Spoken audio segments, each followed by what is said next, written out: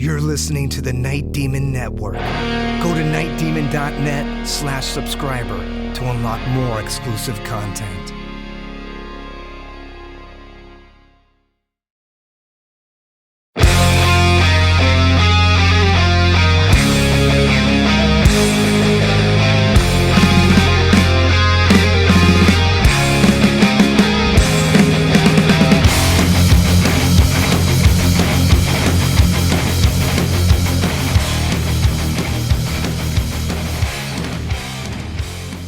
Hello and welcome to the Night Demon Heavy Metal Podcast. I'm your host Nesbit, and after rolling through Canada, Night Demon heads back to America on their North American tour supporting metal legends Blind Guardian on the God Machine tour. This is Night Demon on the road.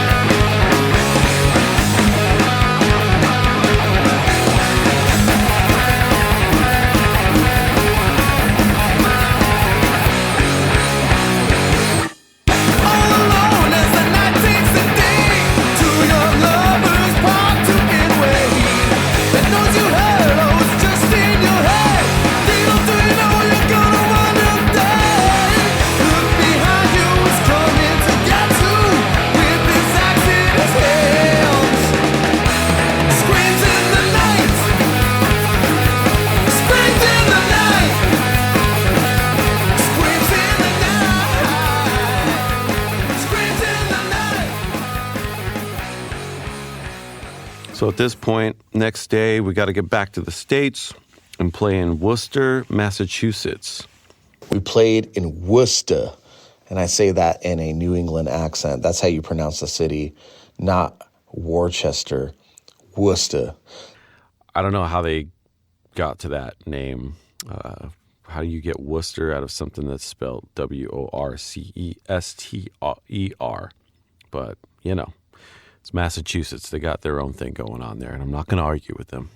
This place was pretty fucking cool. Another really cool venue, the Palladium. Palladium's pretty famous, I guess, over the years, having a lot of really great rock and metal shows. Pretty good history there. I had played here years ago with No Motive. I want to say we played there in 2002, maybe 2003. Big venue. It's legendary in its own right. And a lot of hardcore bands have played there. A lot of metal bands have played there. A really cool old place. Met up with a good buddy of ours, Jason Nadeau, who's from Rhode Island, who's been a staple on the Night Demon tours of the past in the New England area. He's always come out. We've stayed with his at his house. We've stayed with his mom has cooked us breakfast before. Just a really, really good buddy. So getting to this place was pretty cool. It was big venue, but not very wide or not very deep. It was kind of weird. It was kind of like it was a pretty tall building. So the stage, I remember the floor being kind of, I guess, narrow as far as the depth of the pit goes. But then there were like multiple layers going up. There was like a big balcony, and like it was kind of tiered. It was almost like a small, like super small kind of like stadium setup or something like that. Like the way that things just kind of rise up. And so yeah, good to play with our New England fellows. One thing, and this is kind of like, I'm not stereotyping here, maybe I am a little bit, but kind of like the New England or East Coast attitude. When we did show up to sound check, we had a meet and greet set up with a really cool fan, and we had to push that off for a bit because we had to get sound checked, and Jameson was not back yet. He was going to arrive just in time for the show.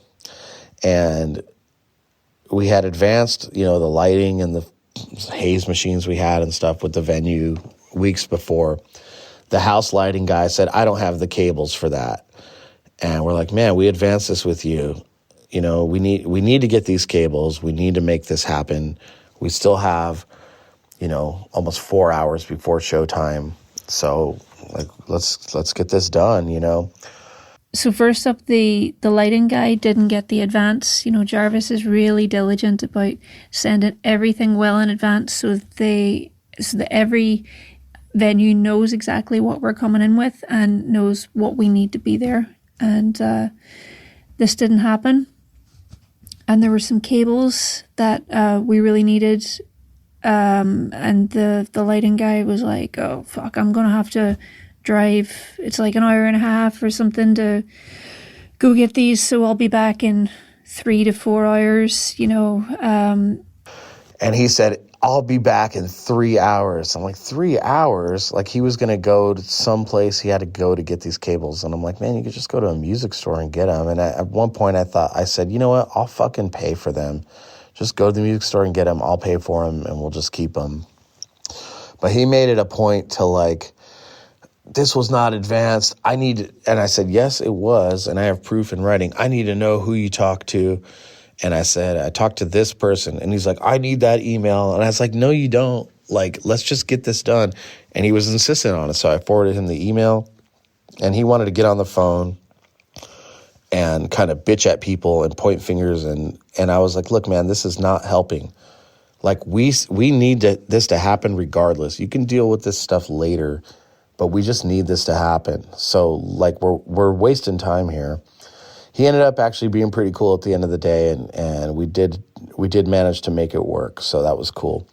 But it's just one of those frustrating things, you know? It's like, who cares whose fault it is?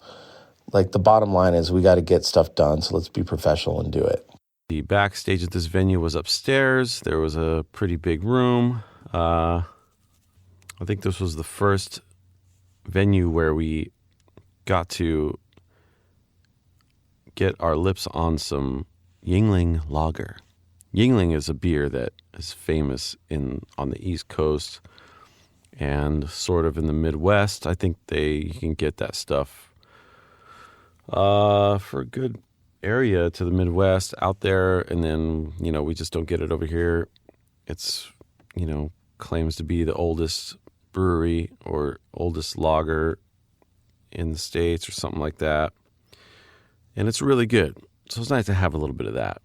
Our famous safe that holds the money has a cable, like a steel cable attached to it, so you can kind of like attach to something. So the area is not the greatest. It's not too bad there, but like it's not, you know, you never want to leave that stuff in the car. So there was a bathroom on our dressing room floor. There was 4 floors of dressing rooms in this place. And I had tied the safe to this huge pipe in the bathroom and just said, okay, I'll just leave it there and it'll be fine. And kind of went about my day. My foot was killing me. It was very painful today, the second day after my big fall up the stairs in Montreal. I was concerned. Oh, I'm not going to lie, I was concerned. And I was not able to go to the comic book stores that day with everybody else. But I, you know, was nursing it, took some more painkillers, tried to do everything I could to make this happen. And it proved to be one of the most, I'll say, technically challenging shows of the tour. The lights in there were really old. So they had a couple of moving heads. So I should mention that the stage was also really high, right? Picture a big old theater. So, you know, there's a lot of space above the band's head. And with shows like that, it's not that you need to go crazy, but you do, ideally you want to have some movement and some stuff going on. Otherwise, you know, the show can just look a wee bit flat. So, I tried to make the best of the moving heads, but unfortunately they would go from 0, as in the light is static and not moving, to if I bumped that fader up a tiny bit, they would go crazy. They would be going super, super fast. So the in between was if I just put it on like 2%. I thought that would solve the problem, but actually they started doing this kind of twitchy, jumpy movement, and it wound up not being a great show. I was just really frustrated and kind of embarrassed, when it's you there doing it. You can't help but sort of internalize this stuff a lot. I'm always trying to do my best for the guys. So, like, all in all, for the show part of it, it was a very challenging night. We ended up playing the show and having a really, really, really good show.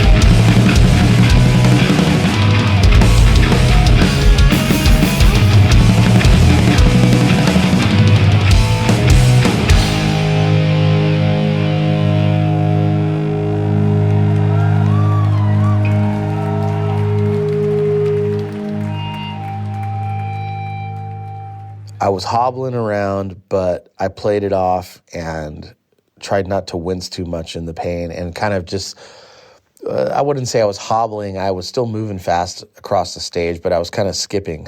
So getting back into the States, back to the fans that are a little bit more lively and excited and, you know, a little more participation with the crowd.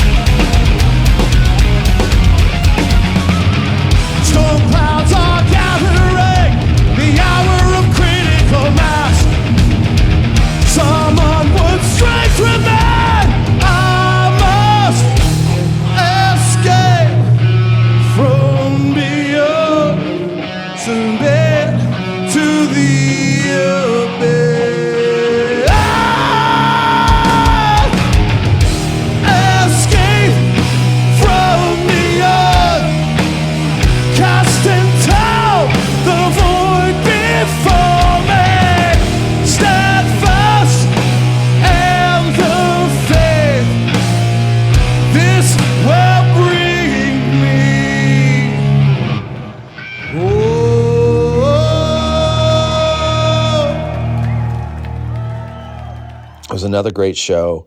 Had a lot of new fans that we met and some old friends come out.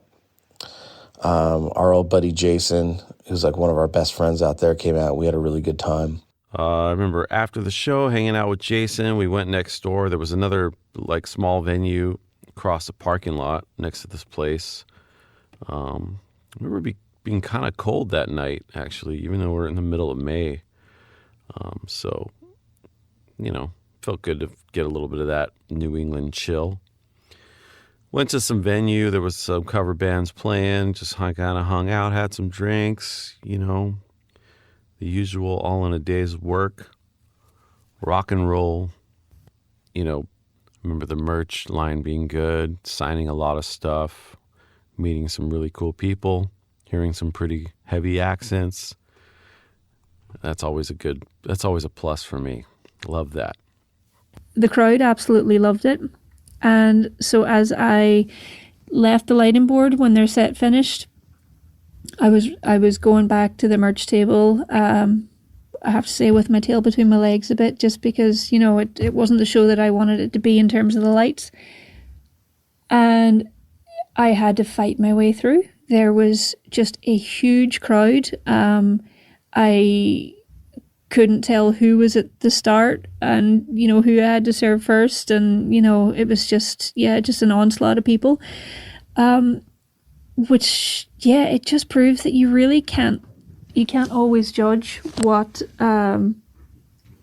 what people are seeing and responding to. And, I was so happy for the guys, because in spite of all those technical troubles, they still really impressed people, and the crowd really warmed to them.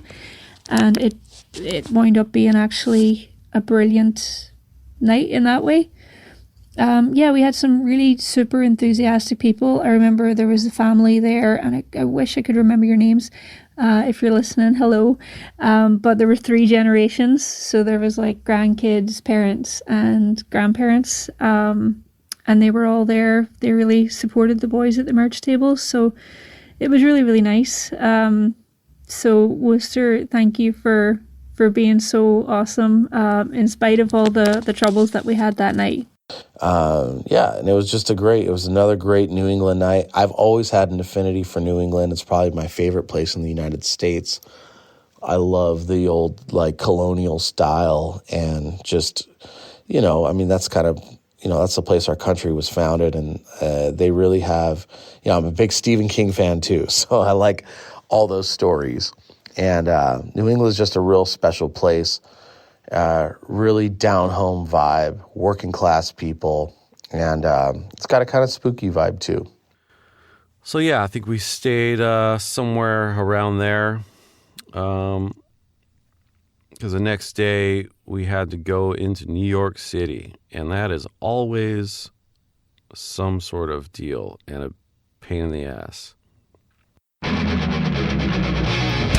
Hey guys, Nesbitt here. If you'd like to support Night Demon and this podcast, the best way to do it is to become a Night Demon subscriber. Not only will you be doing your part to support a true heavy metal band out there really living it, you'll also gain access to a ton of extras. Bonus audio content, a subscriber-only merch store with rare items from the band's archives. You can stream never-before-heard demos and unearth live concerts from the live vaults. Communicate with the other Night Demon diehards on an exclusive subscriber forum, and gain early access to all press releases, album pre-orders, new merchandise, and a ton more. And another thing that I think is pretty cool is Night Demon will be donating 10% of every subscription fee to the Metal Cares Foundation, which is a charitable fund the band started in 2014 to aid those in our metal community. So head over to nightdemon.net/subscriber and join us as we make heavy metal history together as one. And on a side note, I'll personally think you're a grade A badass.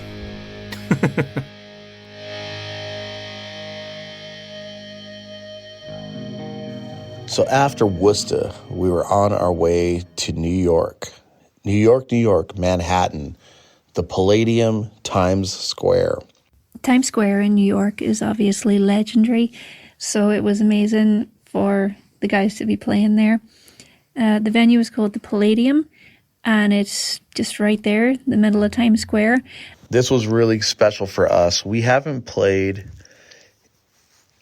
in Manhattan in a while, with the exception of the show that we did last August with Sarah Thungle. But we really didn't have much time to spend down there, and I don't know. Manhattan is just, Brooklyn is cool. All boroughs of the city have their own charm, but to be playing in Times Square was awesome, and to see, the big marquee lit up, there was just a real energy there. It was a really proud moment to roll up and see like a big digital screen outside, with Blind Guardian and Night Demon up in lights outside. That was really, really awesome. New York, though, is usually a memorable experience for one reason or another.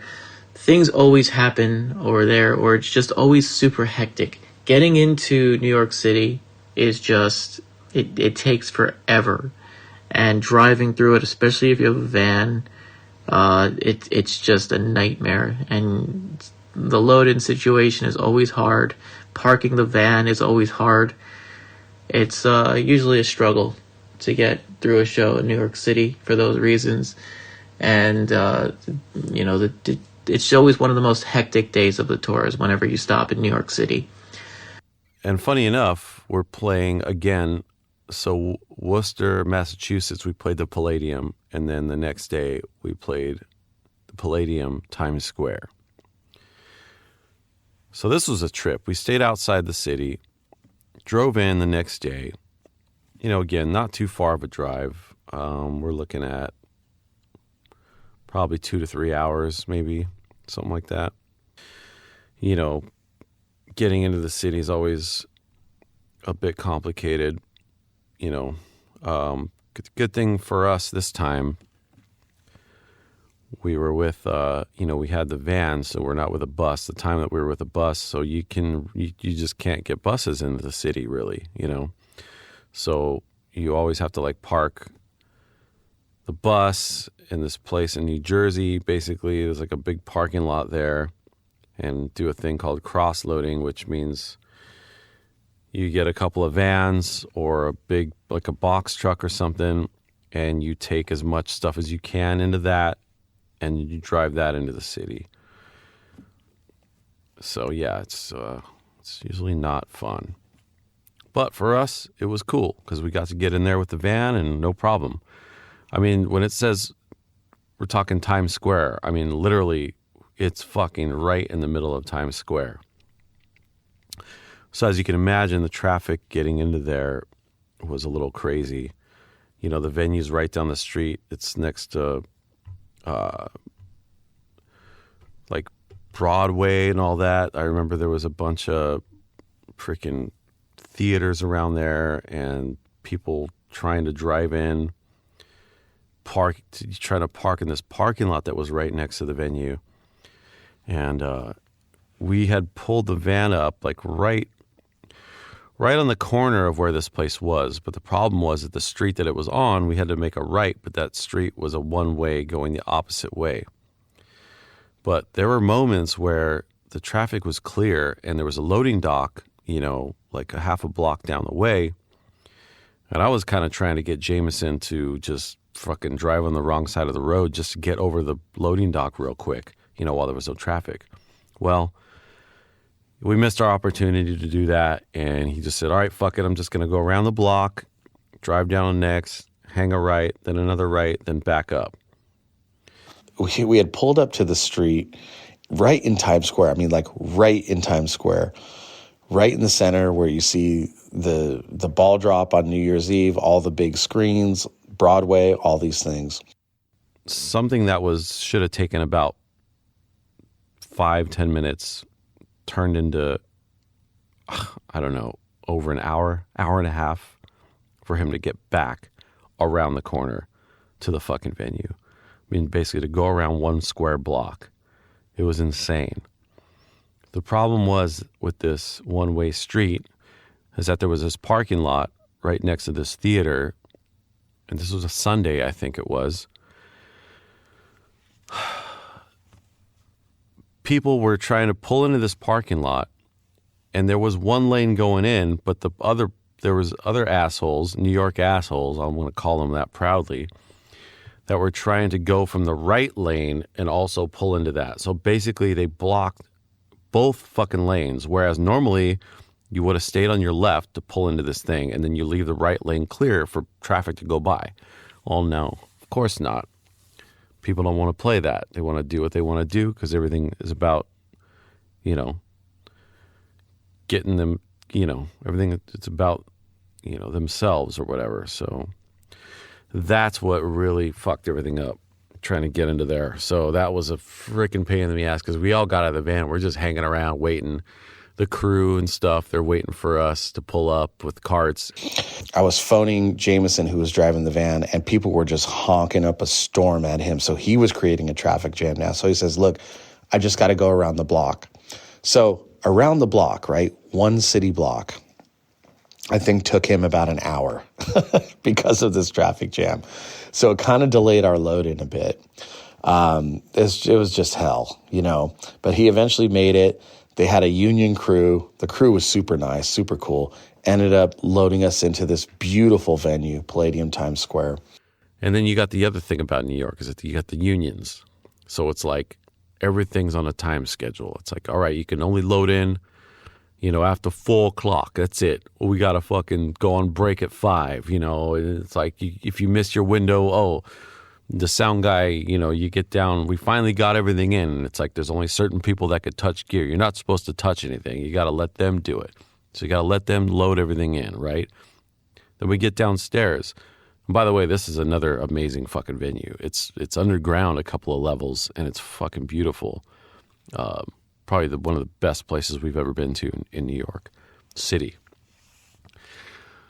So you get down there, and it's like, all right, well, here's your dressing room. Okay, well, there's a lady that takes care of your catering. What do you need? And it's and that. Yeah, just get us some basic stuff. Cool. Got everything there. Let's go up. We have a window. You can't do anything on stage before 4 o'clock or something like that, So we got to wait around till it's okay for them to do the time. And, things like getting a mixing board. We had to get it basically from the venue. They couldn't, or it wasn't provided or something like that. We had to arrange for it to be brought in.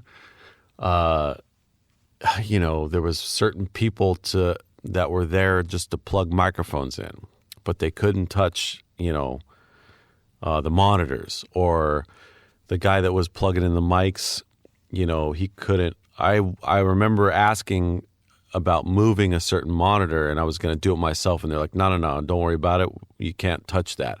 Like, I couldn't move anything myself. We had to wait for the fucking guy, with the right job title to come over and move whatever little fucking speaker that I wanted to move and out of my way. It's just ridiculous. It's like the time that gets wasted waiting for everybody to have their little job, and and maybe I don't get the whole thing, but obviously it works for these people because they're making a living doing this. But there was about like 10 or 15 people on stage just when everybody had a little job.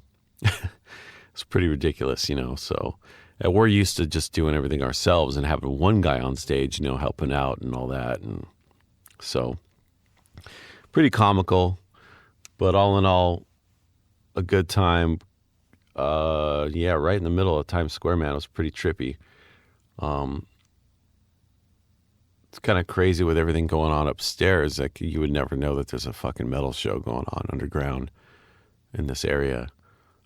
Completely different scenes going on. The whole time we were thinking this was the Palladium in New York. This is where Paul Simonon from The Clash smashed the bass on the cover of the London Calling album. Brian's dad said, man, Brian's dad, his parents grew up in New York. He said, I saw Iron Maiden there. I saw Judas Priest there. I saw AC/DC there back in the day. So we're like, man, this is so amazing to be playing this venue. So, the show day was fine. Everything ran fine. The guys went out to go do some stuff. We had such a damn nice backstage. I really just wanted to prepare for the show. And, I groomed a little bit, took a shower, clipped my nails, just kind of tried to relax, did some stretching, and just getting ready for the big night here in New York City. Pre-sale was well over 1,000. It was going to be a great night. So we played the show. It went fantastically well.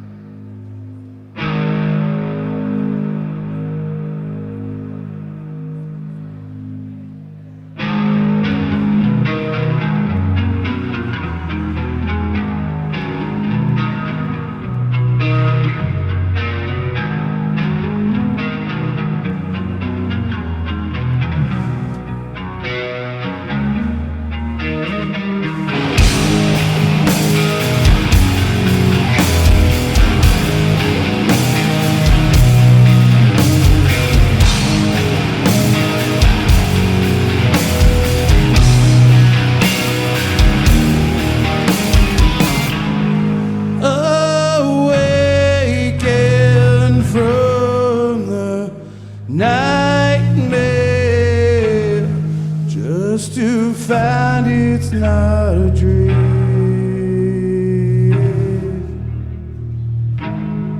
Comet has corpse to the earth. Retribution comes for me.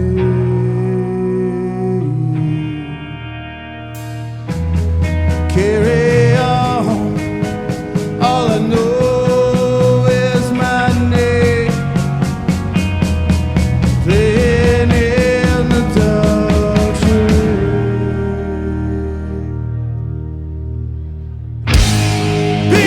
beyond the grave. That is where you'll find me. Beyond the grave, in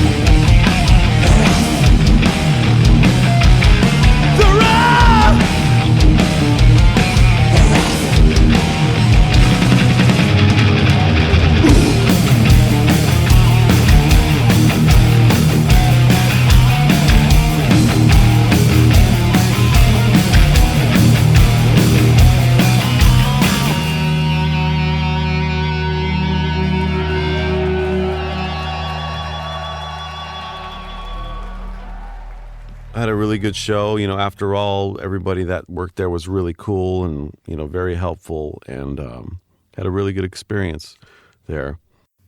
The merch setup was cool. It was nearly looked like a hotel lobby sort of thing, and I had my own little alcove that had some cool crystal chandeliers hanging over me, so I'll be insisting on crystal chandeliers above every merch booth going forward, I think. And the sales were pretty good, the boys did great, so people were really keen to get in there and buy their merch. Yeah, the crowd seemed to really love them, so thanks, New York. And we're feeling this kind of energy, like, man, we are playing on the stage of the greats. The greats have blessed this place. And the place looked really new and kind of state-of-the-art. And I was like, man, they must have done some major renovations through the years. We had played many legendary venues before, but this was something new. We had never, we had done some in New York before, the Gramercy and Webster Hall and stuff like this. But this was kind of next level for us in Times Square. Thought that this was the legendary Palladium that my dad saw concerts at back in the 80s. He saw Def Leppard and he saw Judas Priest and lots of big names there. And London Calling, the album cover, was taken at a show at the Palladium in New York. This was not the same Palladium, but we thought it was until afterwards we found out that it was not the same. Not the same location, so that was kind of a bummer. But I was talking with the promoter, who was a really cool guy, and I was out on the street. I think I got a slice of pizza or a hot dog or something, just kind of the thing you got to do in New York. And he comes out, he's like, man, that was a great show. Thanks again for playing. And Blind Guardian was about to go on stage. And I said, yeah, it's a real honor to play such a legendary place. At that point, he broke it to me that this is not the Palladium you're thinking of. That legendary venue is up the street, and it has now been converted to like student housing for NYU or something like this. And I was like kind of deflated by that. But at the same time, it really taught me a good lesson of what the power of belief can do for you. We did not know that prior to playing the show, and we took the stage with a certain kind of pride and fury, believing that we were soaking up some of that magic energy from our heroes, and we were continuing the legacy, and we were going to leave our mark on that stage where, 40 years from now, hopefully somebody that went to that show or is going back to that venue will say, man, I saw Night Demon here opening for Blind Guardian. It was insane to see them back then at that stage. And so that can still be true. So we did create some new memories for ourselves and new memories for the fans. But I just find that really interesting. The power of belief is so crucial to life. It can make you sick. It can make you healthy. It can motivate you. It can deflate you. So it's very careful to take that into account. Still, New York's a place you always got to stop at. It's usually a good show in the end. After that, I took a little walk down the street into Hell's Kitchen. Probably not the best place you want to go, but it's cool seeing all the buildings and seeing all the people on the street and just really soaking up that city vibe. And so that night, just kind of hung around the area for a bit, did my thing, walked around. There was a bunch of crazy, theaters, Broadway kind of stuff. I mean, we were right in the thick of all that, Broadway. We were like a block away from Broadway. So I went and walked around and checked some of that stuff out. Got me a good old New York hot dog and, that kind of stuff. Do some touristy shit, even though I've been in New York a bunch of times. It's always fun. So we loaded out after the show and headed out of the city. We generally try not to stay in the city because obviously, like I just mentioned, parking is a bitch and it's very expensive if you could even find it, especially for the largest Sprinter van that Mercedes makes. And hotels are expensive too, and they're usually pretty small and not very comfortable. So we decided to get out of the city that night. So after that show, we decided to get the fuck out of there and drive towards Pennsylvania, which our next stop, we had a day off, and then Harrisburg, Pennsylvania, which was only a couple hours away. That's it for this week as we come to the end of the 2024 God Machine Tour. In the subscribers section on nightdemon.net, we have full audio from the Worcester show. We have pictures and video clips from these shows and other shows on the tour. Check out nightdemon.net to see how you can become a subscriber and get access to the full audio archive, full of tour audio from this tour and past tours. Until next time, this is Nesbitt signing off.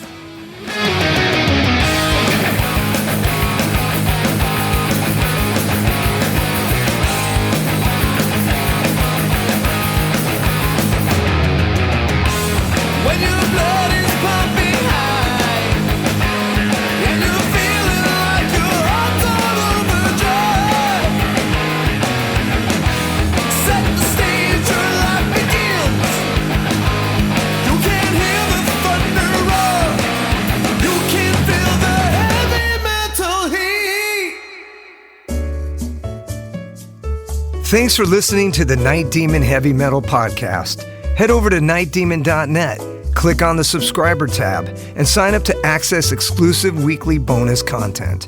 If you would like to donate to support the Night Demon Heavy Metal Podcast, you can do so through PayPal at paypal.me/nightdemonmetal. Additionally, if you have not already done so, please subscribe, like, rate, and review the show on iTunes or wherever you listen to podcasts.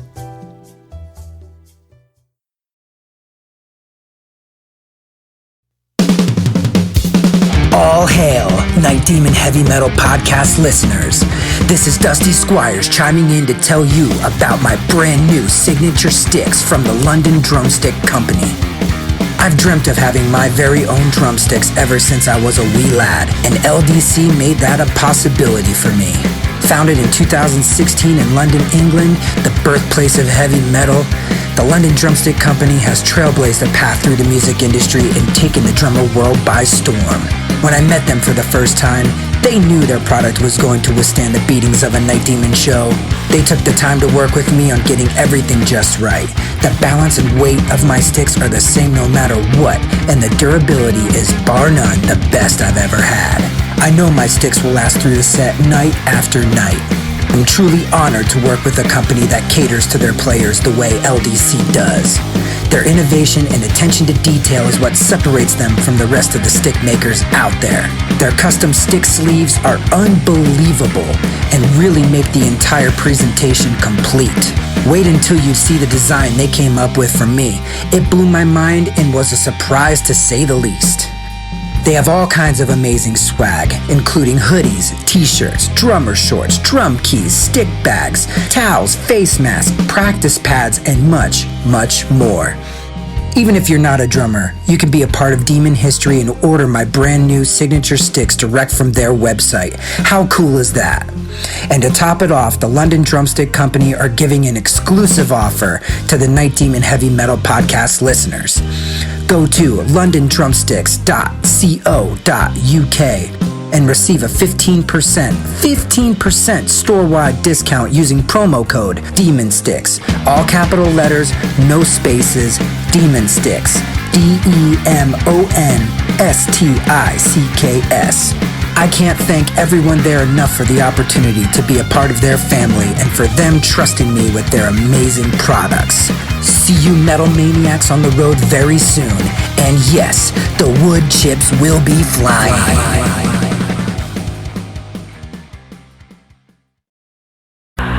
Greetings, boils and ghouls. This is your comrade, the Crypt Keeper here, reporting dead from the sanctuary of the strange. Tonight's macabre myth is a fright-filled feature, one overflowing with monsters, madness, and magic.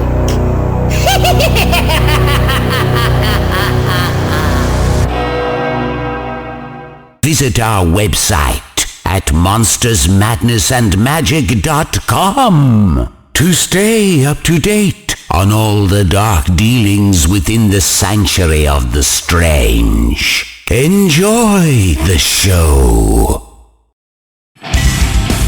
Hey Metalheads, I'm Mark and I host the Metal Forge. Let me tell you about the show. The Metal Forge features the best underground metal from all over the world. We spend every week with a different artist with interviews, in-depth conversations, and most of all, the music. We also feature audience interactivity where you can submit your questions to the upcoming guests. New episodes are out every Friday at noon Eastern Time at metalforgeradio.com or wherever you listen to your podcasts.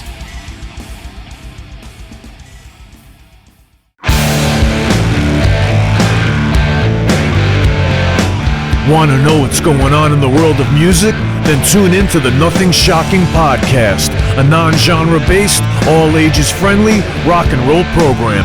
Join us weekly for interviews with all your favorite rock stars from the mainstream to the underground. You can find us at nothingshocking.libsyn.com or anywhere you download podcasts.